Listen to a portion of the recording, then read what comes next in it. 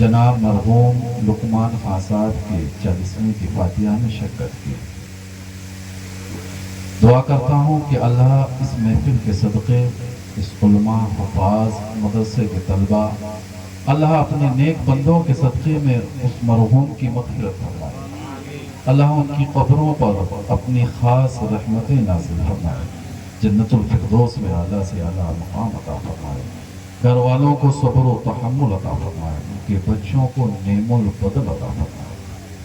محترم، تقریر کا وقت نہیں ہے، آج ویسے بھی نماز کا وقت کچھ آگے بڑھا دیا فاتحہ کی وجہ سے، کیونکہ قریب کا مسئلہ ہے، باہر سے مہمان بھی آئے ہیں اور اس وجہ سے تھوڑا سا وقت بڑھا دیا ہے کہ نماز بھی ہونا ہے، فاتحہ اور 2 تقریریں آپ بہت شاندار سماعت کر چکے ہیں اور مجھے اکثر بیشتر سنتے ہی رہتے ہیں، لیکن بس چند باتیں کر کے پھر پیدائش صلاۃ و سلام، پھر انشاءاللہ فاتحہ ہوگا۔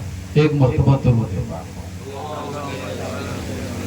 اللہ رب محمد صلی اللہ علیہ وسلم، نحن عباد محمد صلی اللہ علیہ وسلم۔ محترم سامعین، میں نے قرآن کی آیت کریمہ کی تلاوت کا شرف حاصل کیا۔ سورہ کوثر کی آیت مبارکہ ہے، اللہ تبارک و تعالی قرآن مقدس میں ارشاد فرماتا ہے کہ الہاکم التکاثر حتی زرتم المقابر، کہ تمہیں کثرت مال کی ہوس اور لالچ نے غافل کر دیا، حتی زرتم المقابر، کہ یہاں تک کہ تم اپنی قبروں میں جا پہنچے۔ محترم، یہ آیت کا ایک چھوٹا سا ٹکڑا ہے، ذرا آپ اپنی زندگی کا محاسبہ کریں، اپنی زندگی میں جھانکنے کی کوشش کریں کہ اللہ نے قرآن مقدس میں ارشاد فرمایا کہ الہاکم التکاثر، ذرا ہم اور آپ اپنا جائزہ لیں، ذرا سمجھیں۔ اللہ فرما رہا ہے کہ تمہیں کثرت مال کی ہوس نے، یعنی کہ ہر کسی کی ایک خواہش رہتی ہے کہ اللہ مجھے دولت مند بنا، ہر کسی کی یہ خواہش رہتی ہے کہ اللہ مجھے دولت مند کر دے، میرا نام دولت مندوں میں شمار ہونے لگے، میرا نام امیروں میں شمار ہونے لگے، میرا نام ان فہرست میں شامل ہو جائے جہاں بڑے بڑے لوگوں کا نام لیا جاتا ہے۔ تو محترم، قرآن فرما رہا ہے کہ الہاکم التکاثر، یعنی کہ تمہیں کثرت مال کی ہوس نے غافل کر دیا، حتی زرتم المقابر، یہاں تک کہ تم اپنی قبروں میں جا پہنچے۔ اپنا محاسبہ کریں، اللہ نے ہمیں زندگی عطا کی ہے کہ کاش وہ مال عطا نہ ہو۔ اگر اللہ دولت سے نوازے تو علم کے دولت سے نواز دے، اگر اللہ نواز دے تو ہمارے اچھے اعمالوں سے نواز دے، کہ تاکہ ہماری قبریں روشن ہو جائیں۔ کل جب ہم اللہ کی بارگاہ میں اللہ کی حضور کھڑے ہوں تو اپنا منہ دکھانے کے قابل ہو جائے۔ کسی کو کیا معلوم تھا کہ لقمان کو اتنی بڑی بیماری گھیر لے گی؟ کسی کو کیا معلوم ہے کہ نایاب کا کس وقت انتقال ہو جائے گا؟ کسی کو کیا معلوم ہے کہ یہاں بیٹھنے والے جتنے بیٹھے ہیں کل کا سورج انہیں نصیب ہوگا کہ نہیں ہوگا؟ کسی کو کیا معلوم ہے کہ اس کی زندگی کتنی بچی ہوئی ہے؟ کسی کو نہیں معلوم۔ تو محترم، قرآن فرما رہا ہے کہ الہاکم التکاثر حتی زرتم المقابر، کہ تمہیں کثرت مال کی ہوس نے غافل کر دیا۔ تو محترم، ایسی زندگی کس کام کی؟ زندگی تو وہ بہتر ہے کہ جو غوث پاک کی زندگی ہے، زندگی تو وہ بہتر ہے کہ جو حضرت ابو بکر صدیق کی زندگی ہے، زندگی وہ بہتر ہے جو حضرت خبیب رضی اللہ تعالیٰ عنہ کی ہے، زندگی تو وہ بہتر ہے جو حضرت قتادہ رضی اللہ تعالیٰ عنہ کی ہے، زندگی تو وہ بہتر ہے جو حضرت عثمان غنی کی ہے، زندگی تو وہ بہتر ہے جو حضرت عمر کی ہے، زندگی تو وہ بہتر ہے جو حضرت مولا علی رضی اللہ تعالیٰ عنہ کی ہے۔ محترم، ان کی زندگی کو پڑھیں۔ ہمارا آپ کا طریقہ کیا ہے کہ ہمارے ذہن میں صرف ایک چیز چلتی ہے کہ ہمیں صبح سے کیا شام تک ہمارے کیا کیا کام ہے۔ اگر کوئی آفس جاتا ہے تو اس کی خواہش یہ ہے کہ میں ٹائم سے آفس پہنچوں، اپنے کام کو انجام دوں، تاکہ ہمارا مالک، ہمارا مینیجر، ہمارا چیئرمین ہم سے خوش ہو جائے۔ بزنس مین کی خواہش یہ رہتی ہے کہ میں ٹائم سے دکان کھولوں، میری ایک دکان ہے 4 دکانیں ہو جائیں۔ کاشتکاروں کی خواہش یہ رہتی ہے کہ میں جلدی سے اپنے کھیتوں میں بیج بوؤں تاکہ میری اچھی فصلیں ہو جائیں۔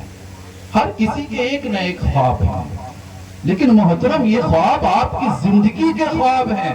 کیا کسی نے یہ سوچا ہے کہ کاش اللہ ہمیں نمازی بنا دے؟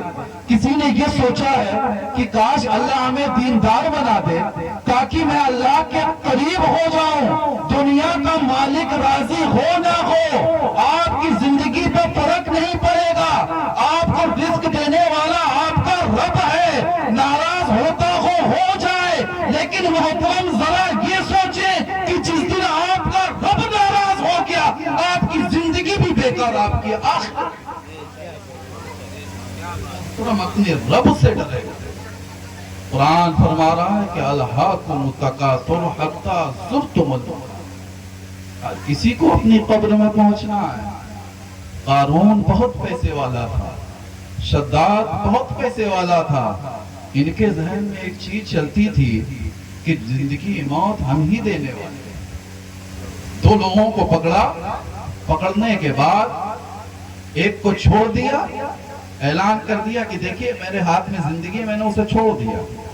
ایک کو قتل کر دیا، اعلان کر دیا کہ دیکھا میرے ہاتھ میں موت بھی ہے، میں نے اسے قتل کر دیا۔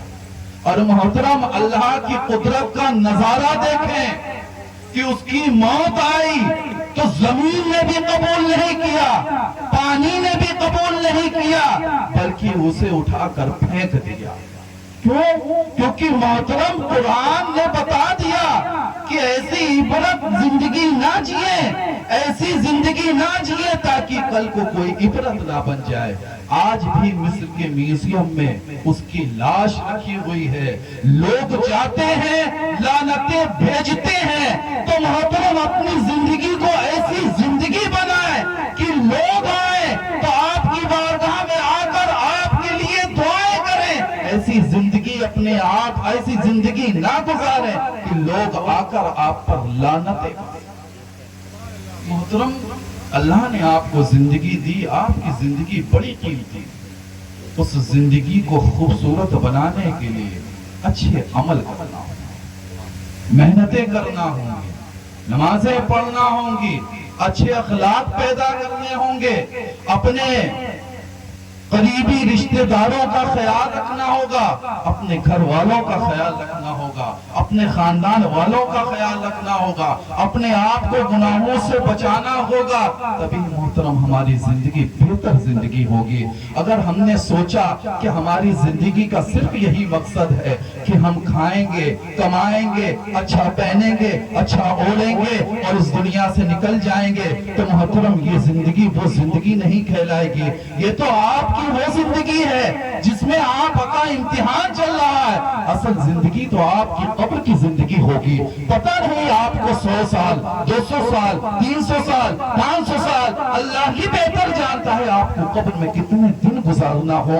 تو محترم اپنی قبر کو اگر جنت کی کیاریوں میں سے ایک بنانا ہو تو آپ کو اللہ کے اس فرمان پر چلنا ہوگا۔ اگر آپ کو اپنی زندگی، قبر کی زندگی کو بہتر اور روشن بنانا ہے تو محترم اچھے اعمال کرنے ہوں گے، اچھے اخلاق پیدا کرنے ہوں گے، لوگوں کی مدد کرنی ہوگی، لوگوں کا خیال رکھنا ہوگا، لوگوں کے ساتھ حسن سلوک کرنا ہوگا، اپنے والدین کے ساتھ حسن سلوک کرنا ہوگا، اپنے علماء کا ادب کرنا ہوگا، اپنے سے بڑوں کا ادب کرنا ہوگا، تبھی محترم آپ کی زندگی اور آپ کی آخرت خوبصورت ہوگی۔ اللہ آپ کی قبر کو روشن فرمائے گا، اللہ میدان محشر میں آپ کی شفاعت فرمائے گا۔ محترم چلتے چلتے میں اتنی سی گزارش کرنا چاہتا ہوں کہ آپ کو بھی اس دنیا سے جانا ہے، ہر کسی کو اس دنیا سے جانا ہے۔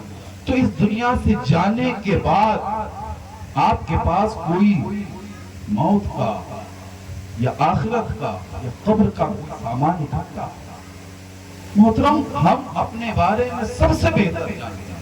हम जानते हैं कि हमारा रब जानता है। सुबह से शाम तक हम कितने नेक काम कर रहे हैं, ये मुझसे बेहतर और हमारे रब से बेहतर कोई नहीं जानता।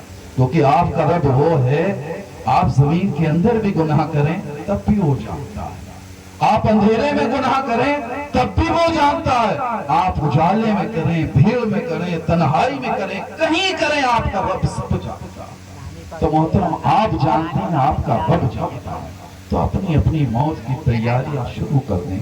अल्लाह की बारगाह में तौबा करें, अल्लाह की बारगाह में सच्चे दिल से रुजू कर लें। अल्लाह मुआफ फरमाने वाला है, बहुत ही रहीम और करीम है। मैं अल्लाह की बारगाह में दुआ करता हूँ कि अल्लाह हम सब के गुनाहों को मुआफ फरमाए, और जो कुछ इस महफिल में पढ़ा गया, सुना गया, सुनने और पढ़ने की गलतियों को मुआफ फरमा कर ये तमाम चीजें मरहूम को इसाले सवाब करते हैं, अल्लाह कबूल फरमाए। अस्तगफिरुल्लाह रब्बी मिन कुल्ली ज़ंबिन व अतूबु इलैह व आखिरु दावाना अनिल हम्दुलिल्लाहि रब्बिल आलमीन। एक मर्तबा दुरूद पाक पढ़ ले, मैं पैदाइश पढ़ता हूँ। सलाम सलाम